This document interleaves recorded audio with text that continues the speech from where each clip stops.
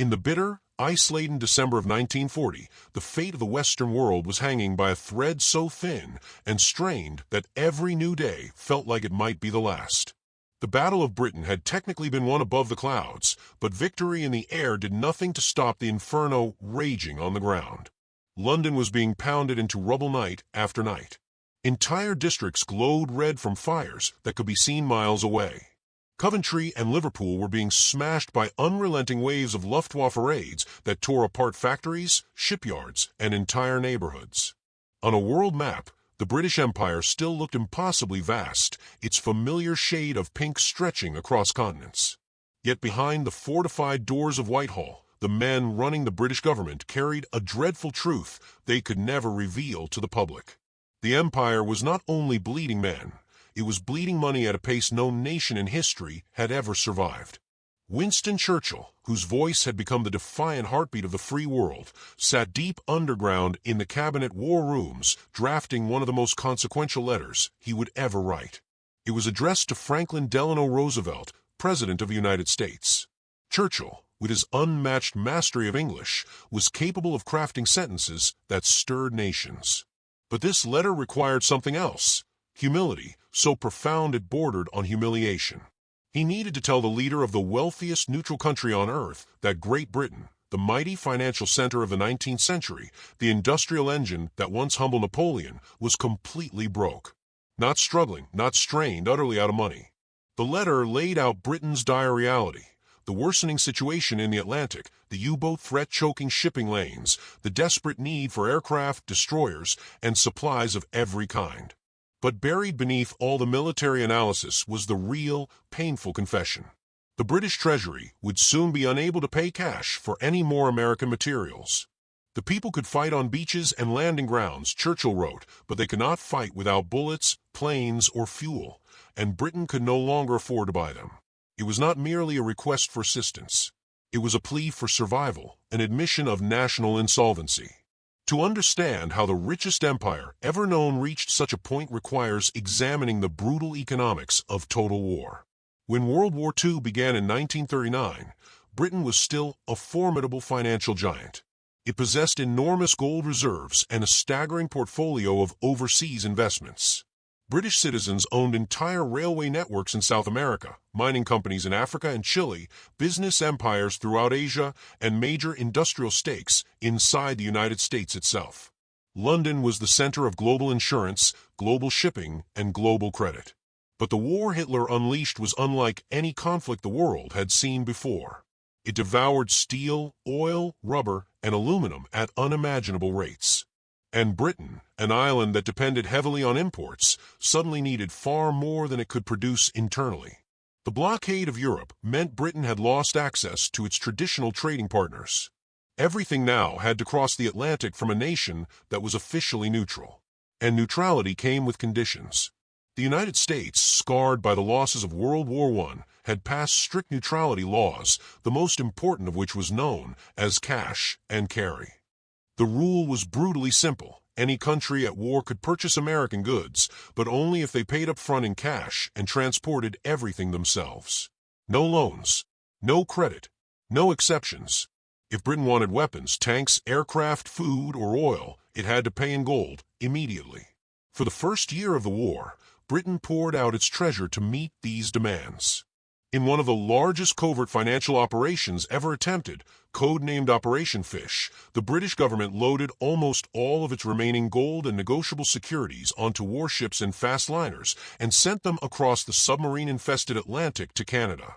It was the greatest physical transfer of wealth in human history. Billions of dollars worth of gold bars and financial securities sailed away to pay American manufacturers. But by late 1940, the gold was gone. The cash was gone. Even assets that had taken generations to accumulate were being liquidated for pennies simply to pay for the next month's supplies.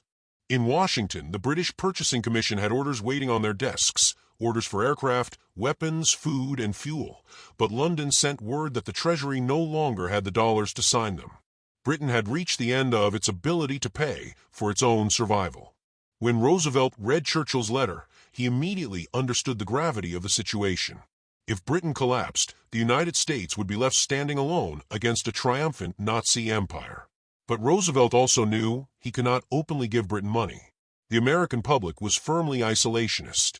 Congress had passed laws that explicitly forbade such aid. Roosevelt needed a way to help Britain that would not appear like charity.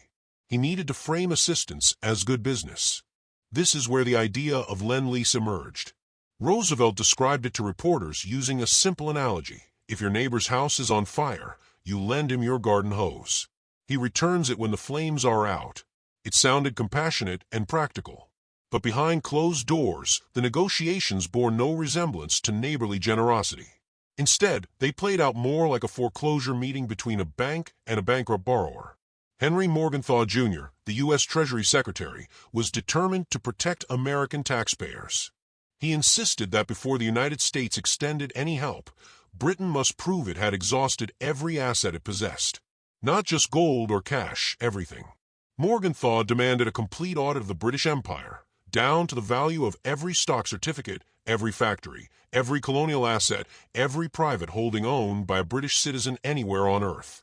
The British delegation, led by Sir Frederick Phillips, was stunned by the ferocity of these demands. They were being forced to open their financial books not to an ally, but to a foreign power with immense leverage over their survival. Phillips argued desperately.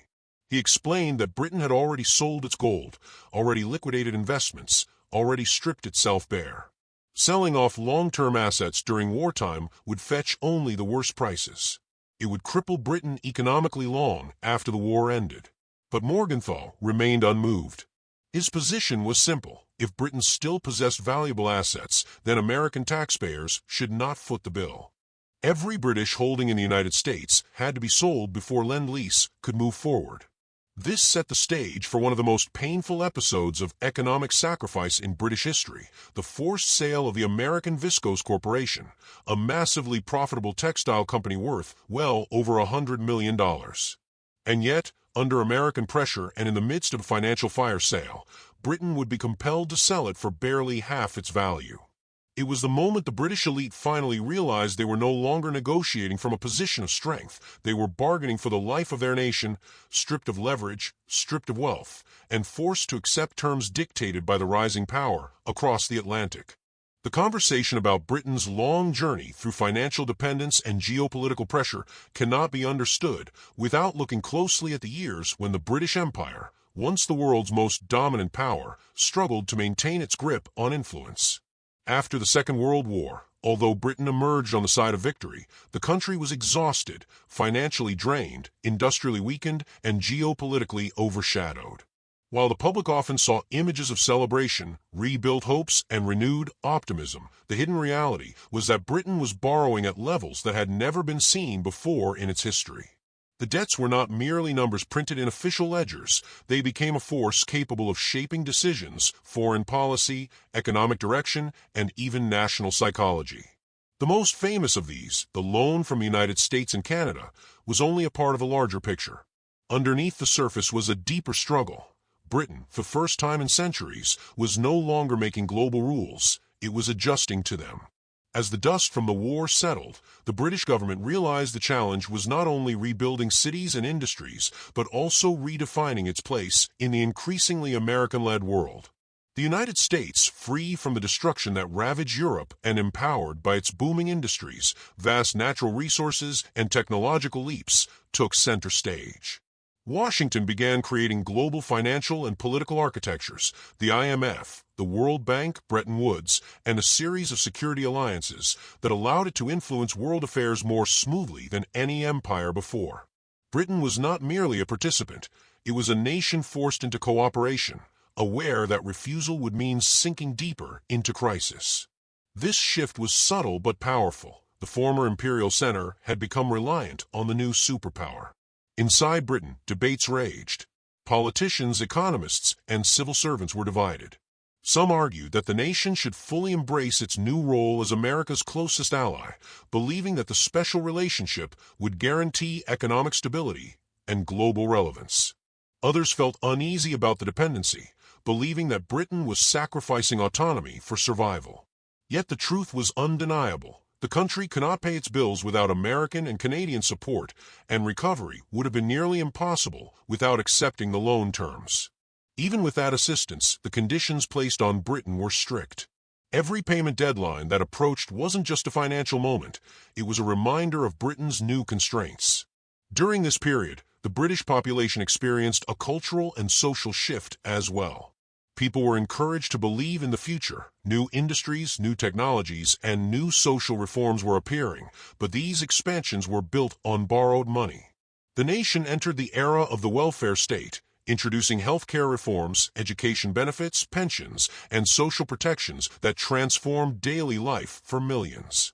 But these changes required vast amounts of funding, much of which was financed through debt.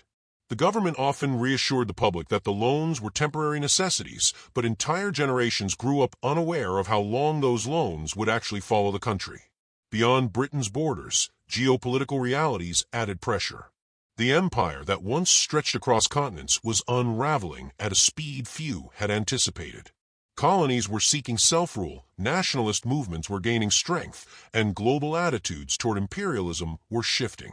Maintaining these territories was expensive, politically complex, and increasingly unpopular. At the same time, losing them threatened the economic stability Britain relied on. Trade routes, resource flows, and diplomatic leverage all began slipping away. The nation found itself balancing between honoring its global commitments and accepting the end of an era. This transitional period often felt like a slow tug-of-war between past glory and unavoidable reality. While Britain was navigating these challenges, the United States was quick to understand the influence it could wield by structuring financial assistance in strategic ways. American advisors and negotiators ensured that British access to dollars and essential goods came with strings attached. The U.S. wanted open trade, reduced imperial preferences, and greater access to global markets. Some British officials quietly complained that these conditions weakened the empire further, but resisting them risked financial collapse. The negotiations were far from equal. Britain needed the money more than America needed to give it. Within British leadership circles, there was a persistent worry that paying off the loans would limit investment in critical industrial sectors.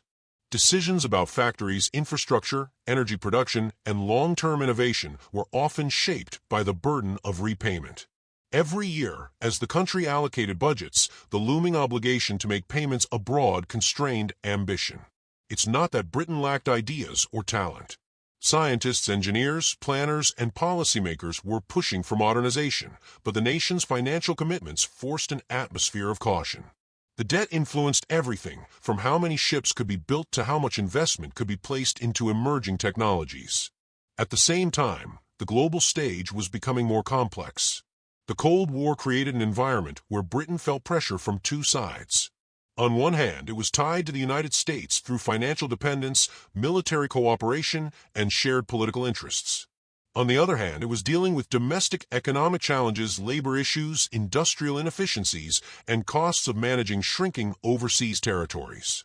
The early years of the Cold War magnified Britain's vulnerabilities. Any foreign policy mistake, economic disruption, or diplomatic misstep could create shockwaves that threatened the fragile balance the country was trying to maintain. Despite all these pressures, British identity remained resilient. People took pride in what the nation had endured and what it represented, a country that had survived war, defended democracy, and was innovating socially in ways many parts of the world had not yet attempted. There was a belief, both among leaders and ordinary citizens, that Britain would eventually regain a stronger global position. What most people did not realize was how long the shadow of wartime loans would stretch into the future. The idea that payments would continue for decades was unimaginable to many. And yet the calendar kept moving, generation after generation, each contributing indirectly to a debt they never personally agreed to but lived under anyway. One of the most fascinating elements of this entire era is how quietly the repayment process was treated in public discourse. Governments rarely discussed the details openly, partly because they didn't want the public to feel the weight of obligation, and partly because they wanted to preserve the illusion of financial strength. Newspapers occasionally reported on payments, but for the average British citizen, these were distant stories, numbers printed on paper, disconnected from daily life. It wasn't until much later that people began to understand just how long these debts remained active. Throughout this complex journey, Britain's leadership tried balancing pride with practicality. They needed to maintain diplomatic respect while acknowledging economic vulnerability.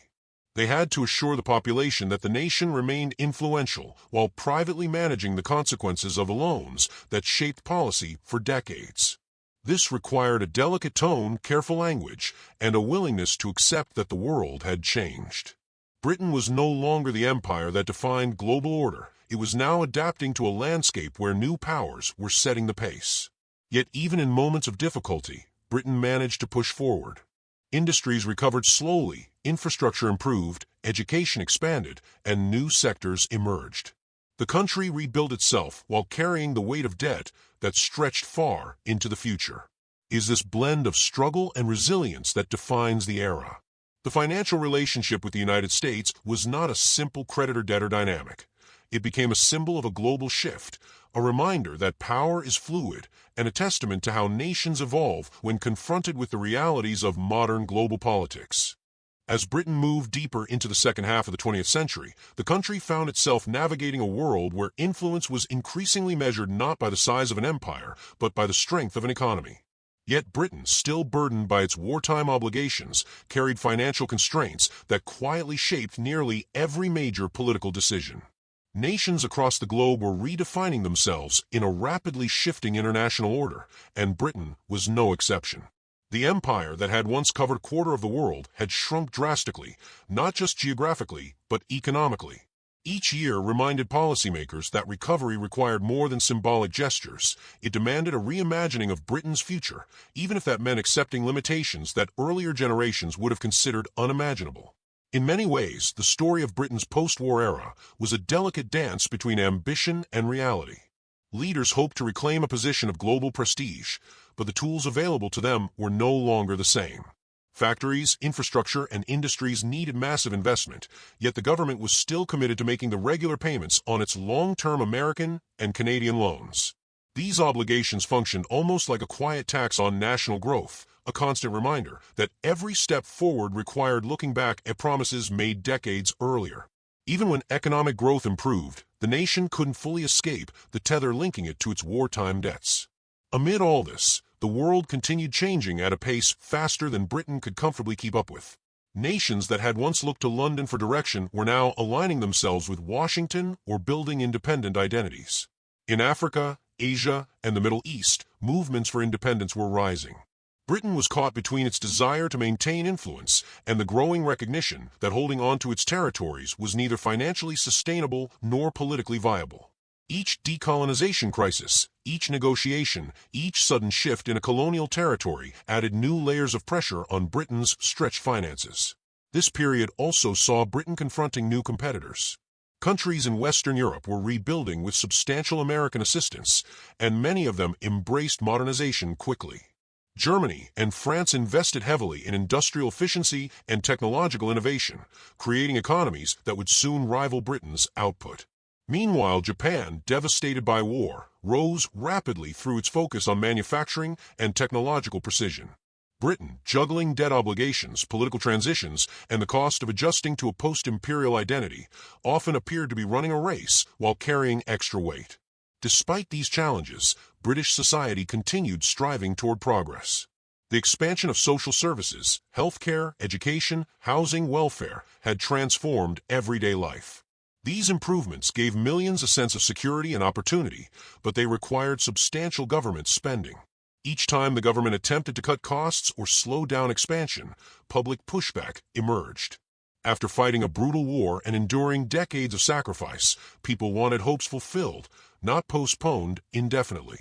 The government was forced to walk a tightrope, sustaining public trust while managing the long-term consequences of debt and slow rebuilding.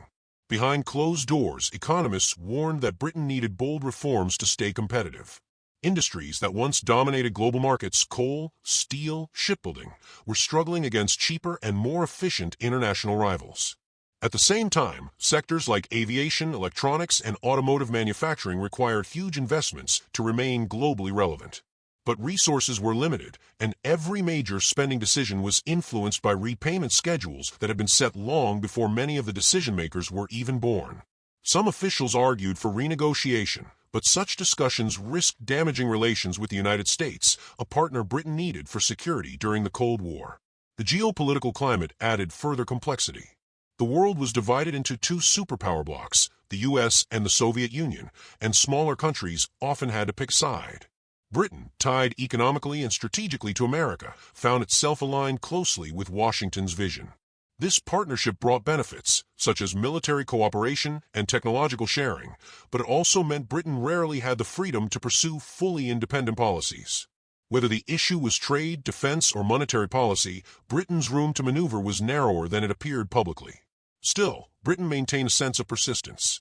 Even with challenges piling up, the nation showed resilience through innovation, cultural expression, and scientific achievement. British scientists contributed to breakthroughs in medicine, physics, and engineering, while British art, literature, and film influenced global culture.